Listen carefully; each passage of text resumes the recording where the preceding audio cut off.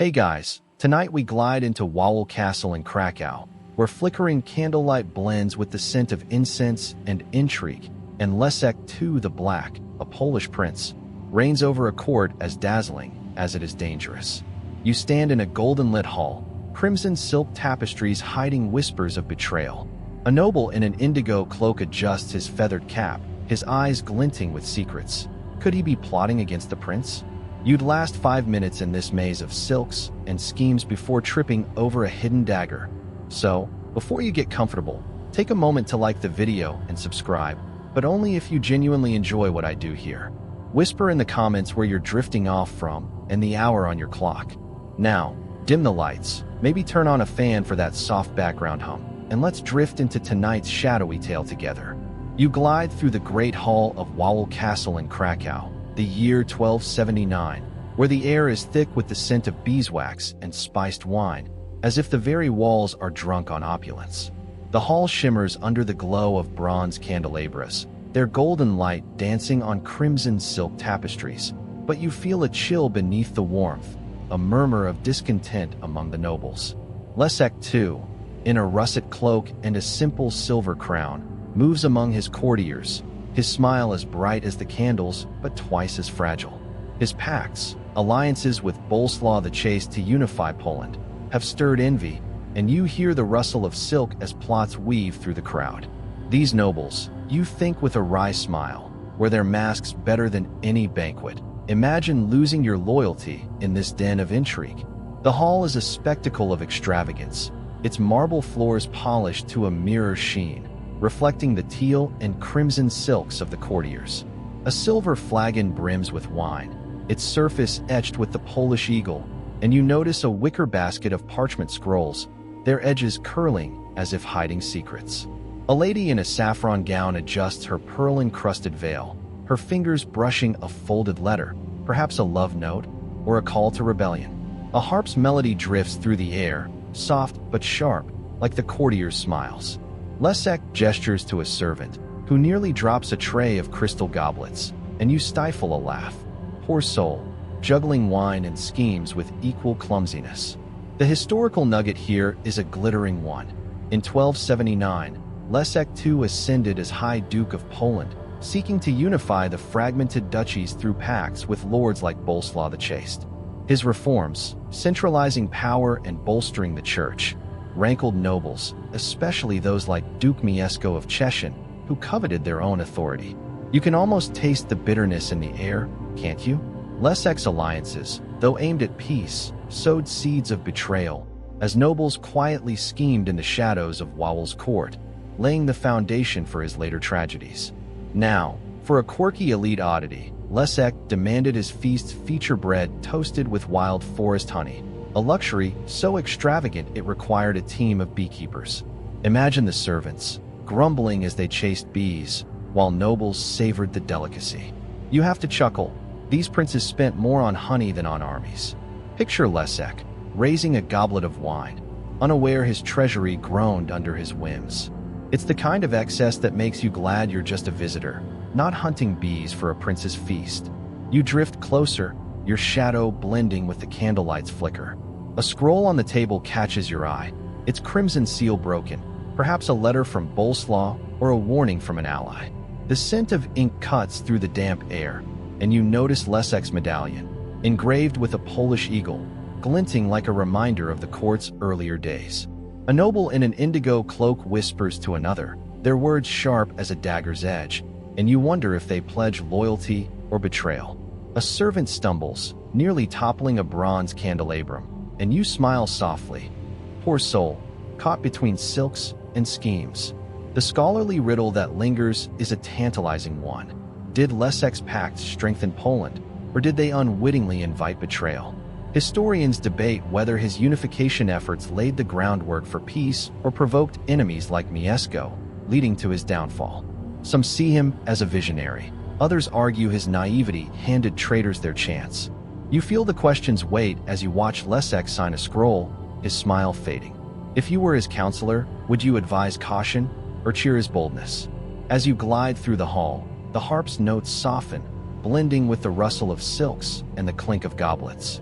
A tapestry on the wall depicts an eagle, its golden threads catching the light, and you smile at the thought of nobles weaving ambitions as grand as their tapestries. Typical, isn't it? They'd rather chase glory than peace.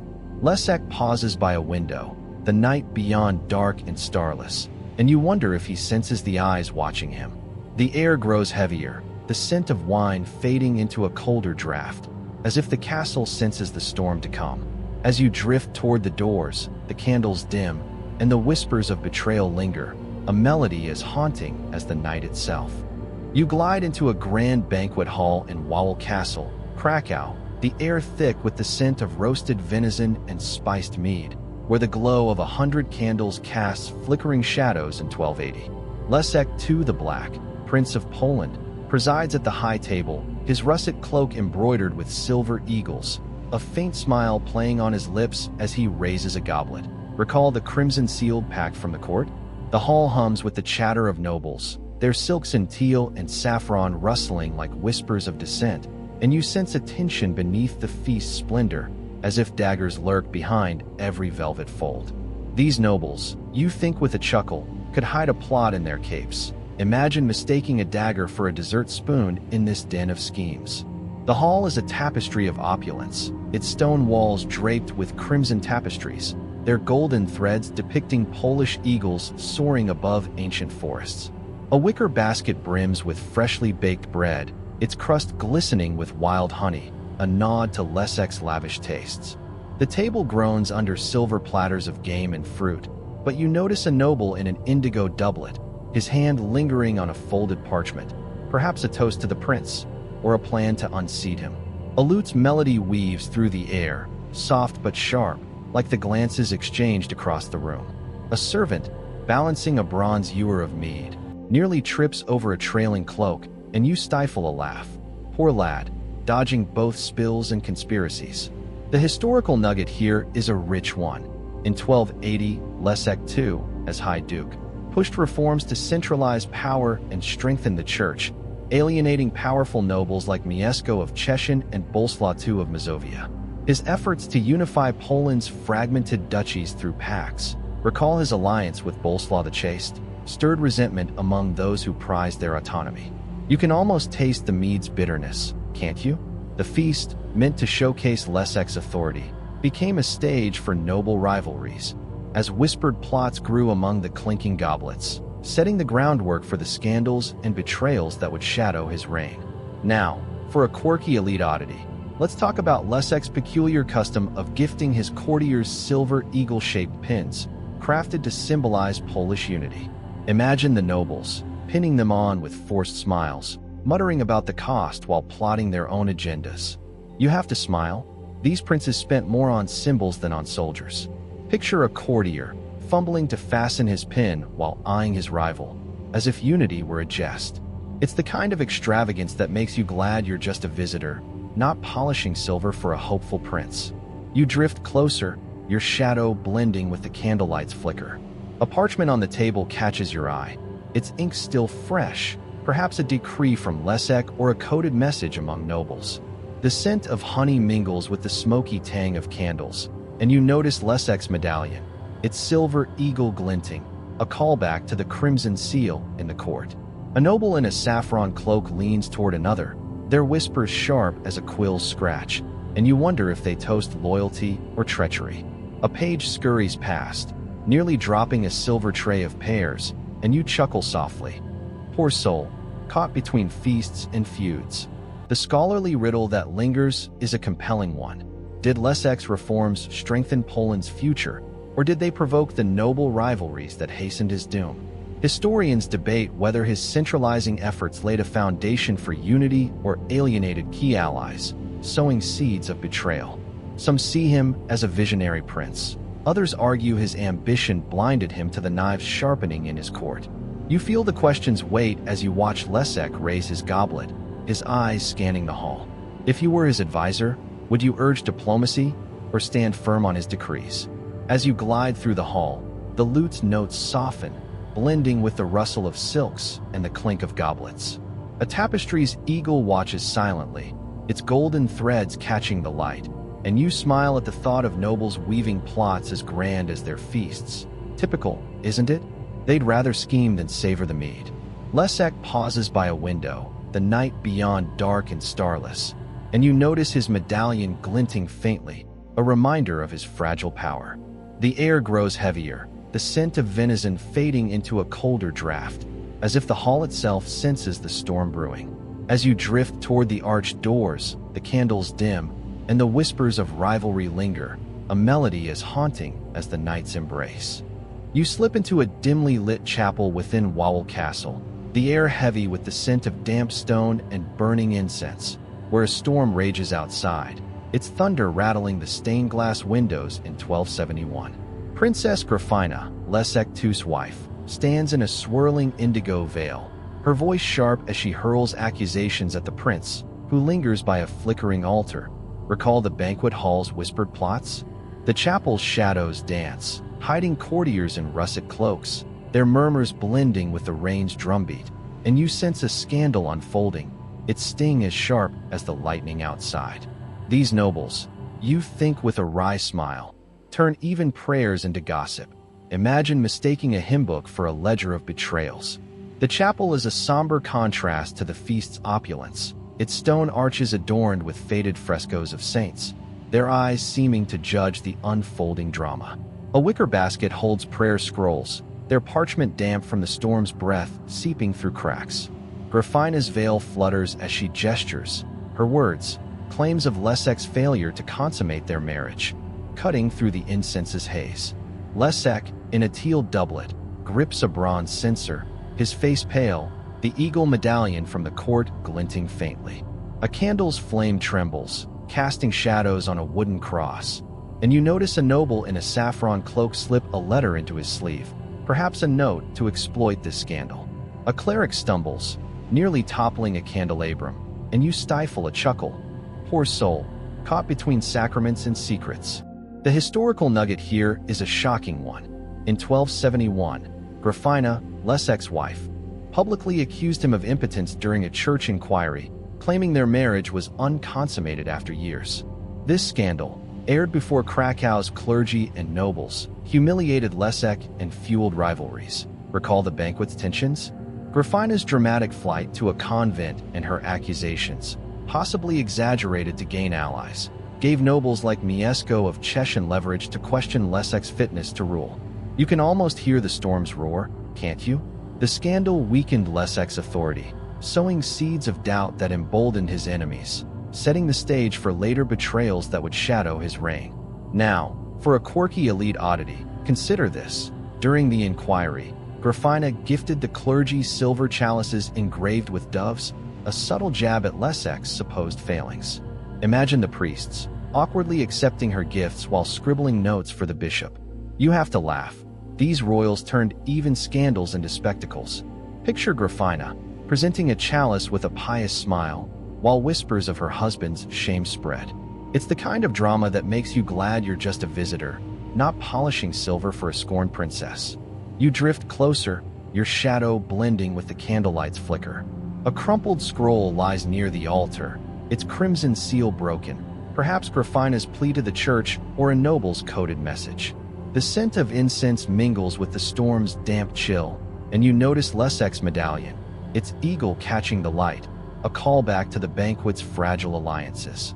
A courtier in an indigo cloak whispers to another, their words sharp as the rain's patter, and you wonder if they fuel the scandal or plot further ruin. A servant adjusts a candelabrum, nearly spilling wax, and you smile softly.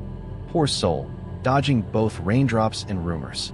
The scholarly riddle that lingers is a poignant one. Was Gryfina's accusation a desperate bid for freedom or a calculated move to undermine Leszek's rule? Historians debate whether her claims were true or a strategic ploy to align with powerful nobles against her husband. Some see her as a victim of a loveless marriage. Others argue she was a cunning player in Poland's power games. You feel the question's weight as you watch Gryfina's veil flutter, her eyes defiant. If you were her confidant, would you urge her to retract her words or support her bold escape? As you glide through the chapel, the storm's rumble softens, blending with the creak of pews and the rustle of cloaks. A frescoed saint gazes down, its golden halo echoing the banquet's tapestries, and you chuckle at the thought of nobles spinning scandals as grand as their prayers. Typical, isn't it? They'd rather gossip than repent. Leszek stands alone by the altar, his medallion glinting faintly, and you wonder if he senses the cracks in his reign. The air grows colder, the incense's scent fading into the storm's breath, as if the chapel itself mourns the prince's faltering grip. As you drift toward the arched door, the candles dim, and the whispers of scandal linger, a melody as sharp as the lightning's flash. You drift across a misty battlefield near Gozlis, Poland, the dawn air sharp with the scent of wet earth and iron, where the clash of swords echoes faintly in 1280. Leszek II the Black, clad in silver armor glinting under a pale sun, stands triumphant, his banner, a crimson eagle, fluttering above the muddy field.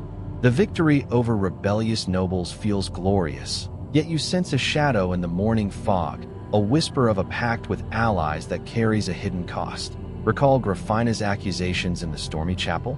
The soldiers' cheers mingle with the rustle of russet cloaks among Leszek's allies, their eyes glinting with secrets, and you feel the weight of a triumph that may unravel.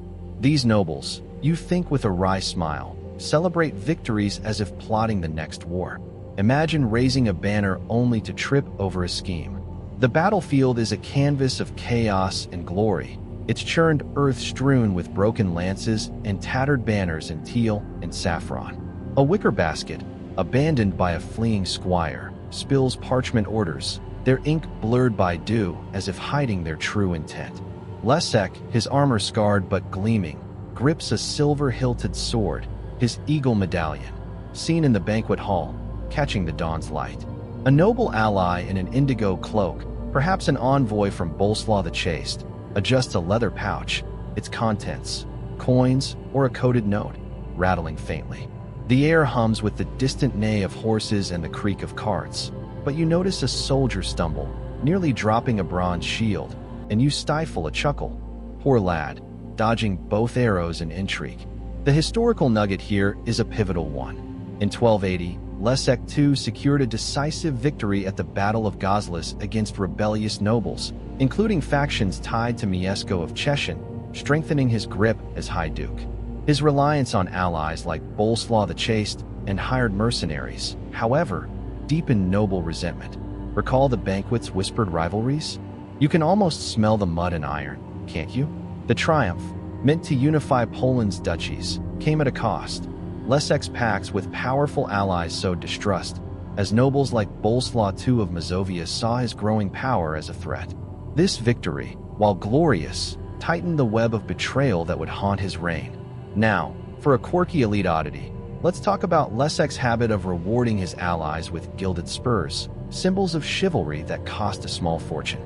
Imagine the smiths, grumbling as they hammered gold for spurs while the treasury dwindled. You have to laugh. These princes spent more on flair than on fortifications. Picture a noble, preening with his new spurs, only to slip in the mud of Gozlis field. It's the kind of extravagance that makes you glad you're just a visitor, not polishing gold for a prince's whims. And speaking of whims, Leszek's victory feast featured swan pies. Imagine carving into a bird as grand as their egos, only to find it stuffed with ambition. You glide closer, your shadow blending with the fog's soft veil. A parchment near Leszek's tent catches your eye, its crimson seal cracked, perhaps a message from Boleslaw or a warning of disloyalty. The scent of wet leather mingles with the tang of iron, and you notice Leszek's medallion, its eagle glinting as he surveys the field. A noble in a saffron cloak whispers to another, their words sharp as the winds bite, and you wonder if they honor the victory or plot its undoing.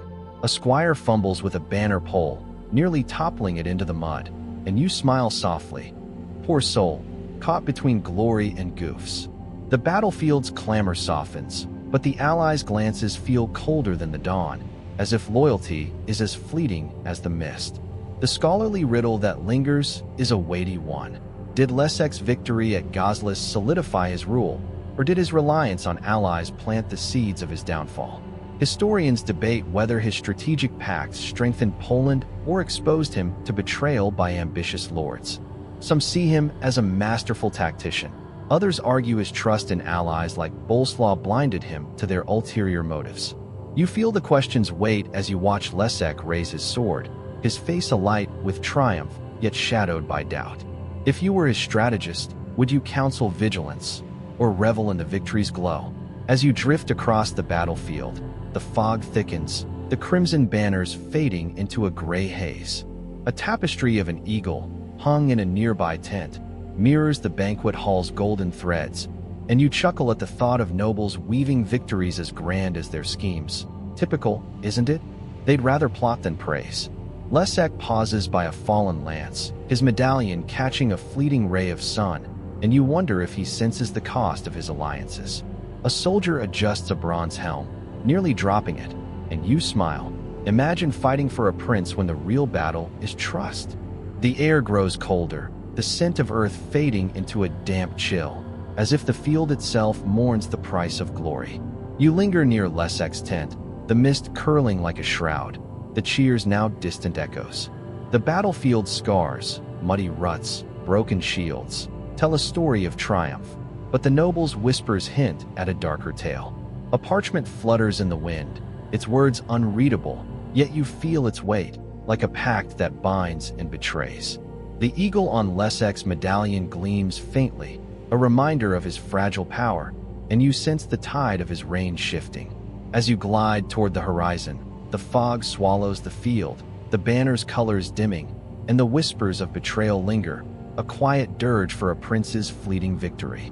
You drift into a shadowed Dominican crypt beneath Krakow's church, the air heavy with the scent of cold stone and fading incense, where flickering candles cast a soft glow over Leszek II the Black's tomb in 1288.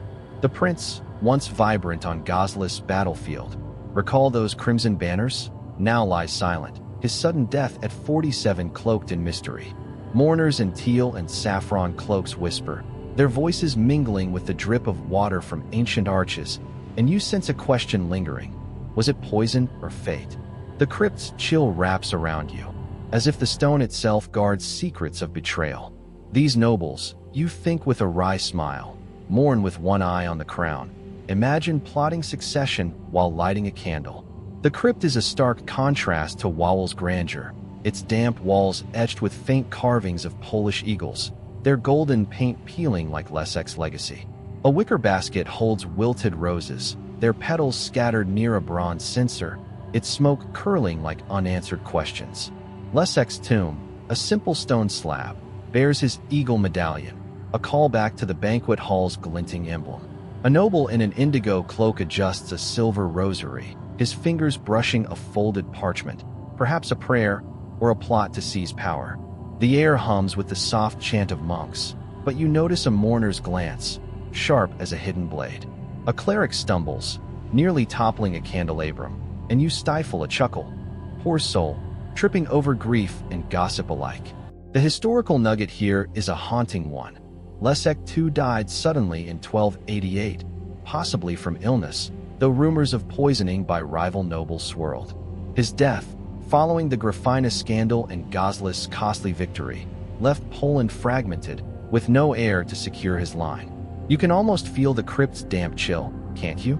Nobles like Boleslaw II of Mazovia and Mieszko of Cheshire, emboldened by past tensions, recall the chapel's accusations, vied for influence, while the Piast dynasty weakened.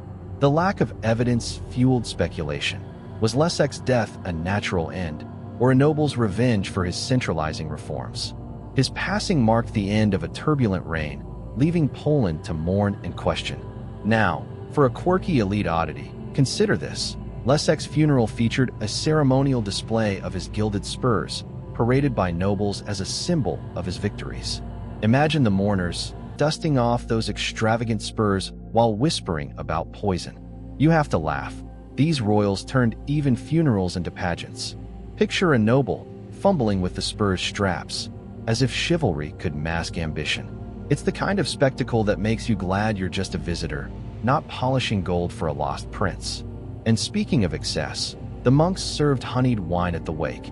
Imagine sipping sweetness while plotting power, a toast as bitter as their rivalries. You glide closer, your shadow blending with the candlelight's flicker. A parchment rests near the tomb, its crimson seal cracked, perhaps Leszek's final decree or a noble's coded plan. The scent of incense fades into the stone's damp breath, and you notice the eagle medallion.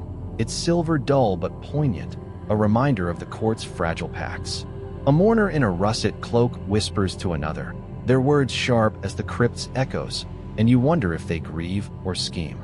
A monk adjusts a censer, nearly spilling ash, and you smile softly. Poor soul, caught between prayers and plots. The crypt's silence feels heavy, as if it cradles Poland's unanswered questions. The scholarly riddle that lingers is a profound one. Did Leszek's death by poison, if true, stem from noble betrayal, or was it merely the toll of a strained reign?